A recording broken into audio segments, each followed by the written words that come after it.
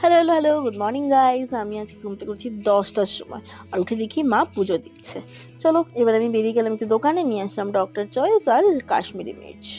এত গরম পড়েছে আর পারা যাচ্ছে না। তো আমি ঘরে এসে বসিয়ে দিলাম রান্না, এবং রান্না করতে করতে এত ঘেমে গেছি যেটা আর বলার মতো না, দেখতেই পাচ্ছ।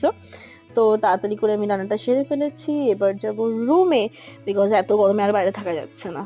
তো রুমে গিয়ে যেই আমি এসি চালালাম, দেখলাম বাইরে হঠাৎ করে বৃষ্টি নেমে গেছে। তো বৃষ্টিটা একটু দেখলাম, দেন আমি গিয়ে স্নান করলাম, স্নান করে এসে খিদে পেয়ে গেছে। তো এবার আমি যাব খেতে।